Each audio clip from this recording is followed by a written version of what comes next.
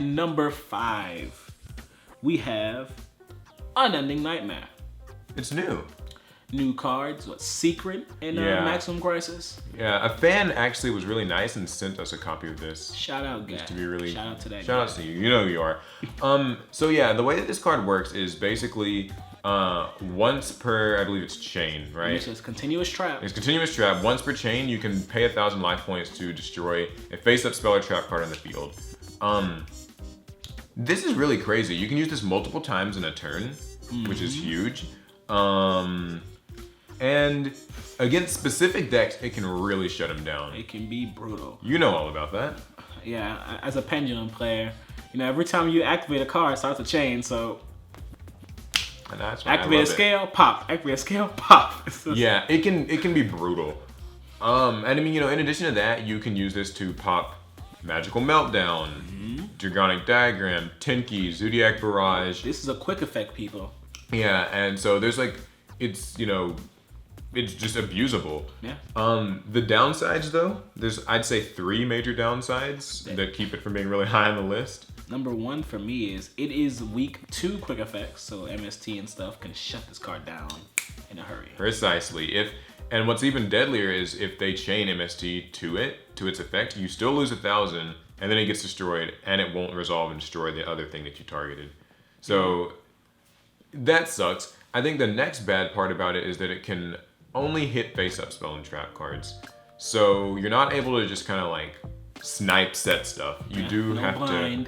You do have to. That's why I feel like it's better as a side deck card, I would say, rather than it's kind of risky to put in your main deck, depending. It really sucks to play against that card. But the bright side is your opponent can only use it 8 times. Yeah. And speaking of using it 8 times, I think that is the third kind of weakness, is that 1,000 life points is steep to only be destroying a card. Now, obviously there are other cards like Cosmic Cyclone, but that has its other advantages to this. So if you think that the 1,000 life points is worth it, I don't know. I feel like this might have been better if they made it maybe 800 life points. Just something slightly smaller. But overall, I think it's good. Maybe better on the side than the main, but it gets number 5 from me. So, number 4, we picked Tornado Dragon. A monster, what? Yeah, an extra deck slot monster who does, but he does what MST does. Yeah, his art is he's like a Twin Twisters. Yeah, so as a dragon. Used once per turn, but. Yeah, so he's cool because unlike, something like Ghost Trick Alucard or Grand Pulse, he's a quick effect. So it's once per turn, just let me stop you right there before anyone says whatever wrong. Grand Pulse's effect is only a quick effect if he has that blue layer as material. I feel like Taylor Swift. I'm gonna let you finish, but. Someone was gonna call us on that. I want to make sure we're clear. No, you're right. And so what's really cool though about Tornado Dragon is it's a quick effect, and it's also a body.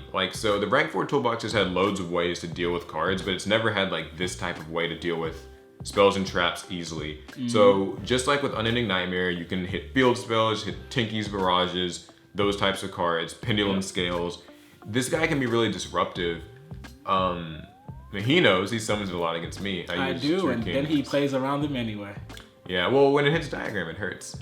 But what's really annoying about Tornado Dragon is even if you use, say, a bottomless trap hole on it, or whatever, it can still, chain its effect.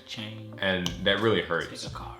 And it can also just be really nasty when you summon it in your turn, pop a spell or trap, and then in their turn, you can still pop a field spell. It can really hurt, and I think that's the best part of it. It's just the chain ability, I'd say. Oh yeah, for sure.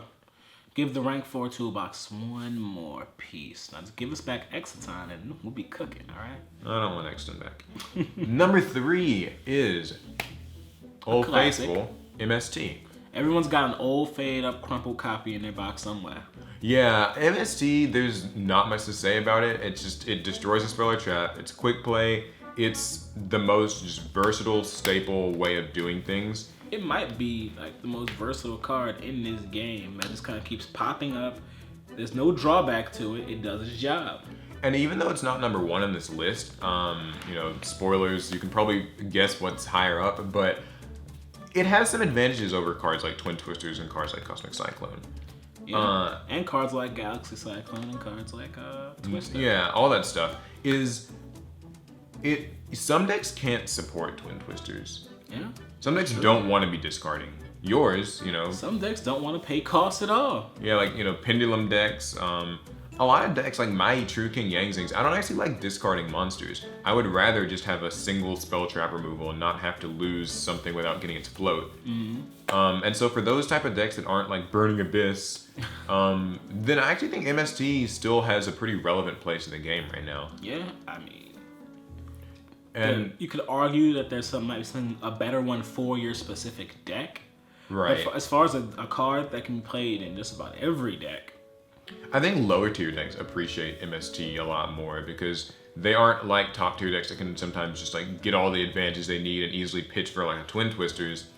It's easier to just have an MST. It can be low risk, high reward because, I mean, the MST is not going to be any less effective against a field spell than Twin Twisters. That's true, and sometimes you'll find yourself in a position where you have like a Twin Twisters set and they activate their field spell and you want to stop it, but now you're actually negging.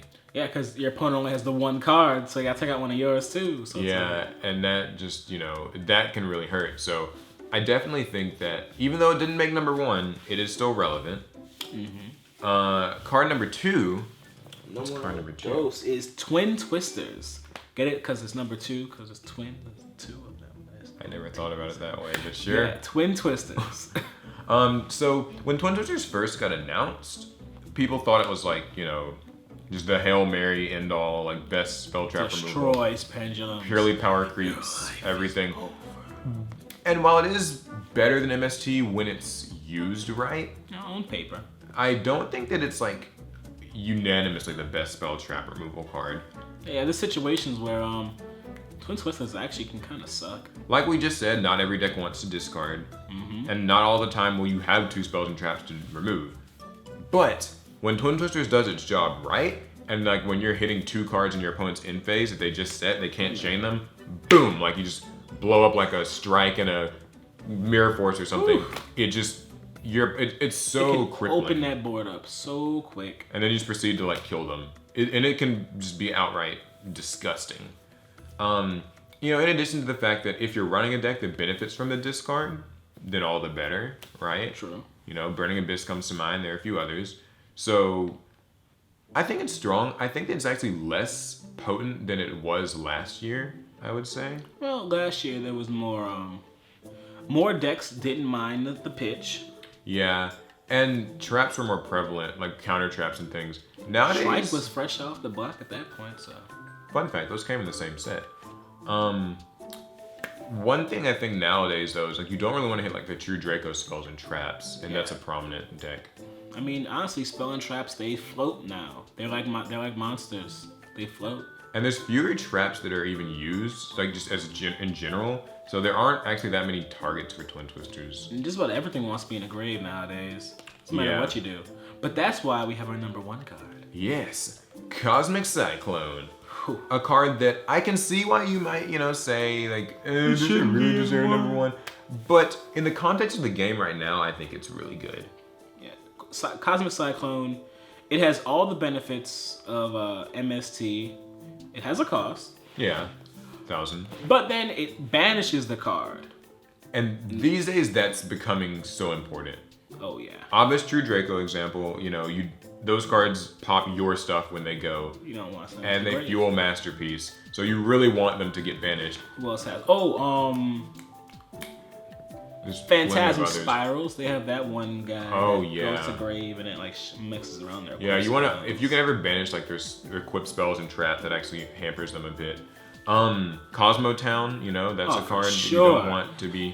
Destroys Cosmotown, searches a Cosmotown. Well, what did I even really do? And it still covers all the regular bases of hitting field spells, Zodiac Barrage, and Tenki. And then, you know, there are even those cards like, you know, it's not as prevalent right now, but like Breakthrough Skill, Lost Wind, those things that you don't want them to hit the grave because they can still do a little bit more, and that's no fun. So I think that Cosmic Cyclone's really good. Banishing is great, and And it's not just because we both run it currently in our decks. That is not why. Of course not. Definitely. Not at all. But, you know, I guess it has the downside of paying life points. And I'd say that the maybe other downside is expensive. Yeah, it's not a cheap card. But it's getting cheaper though. Like these days it's less than it, because it had peaked at like $35 or something. But when you're playing a deck that doesn't like to play Twin Twisters all that much, so then you're kind of left with some less you just want to discard all the time. That guy, it really comes in handy. Yeah, I like Cosmic Cyclone. I agree. So, those are our 5, in our opinion, top 5 spell and trap removals. We Lots do have of honorable mentions. One specifically though, recently announced. Yes, it's coming out. Heavy Dust Storm comes out in what is it? Code of the Duelist? I think so. So this is an effect. Let's read it. What's it do? So it is a normal trap card. So that's already bad. All right. So target up to 2 spell or trap cards. So up to 2. It's not like Twin Twister that has to target 2. So target up to 2 spell or trap cards on the field. Destroy them.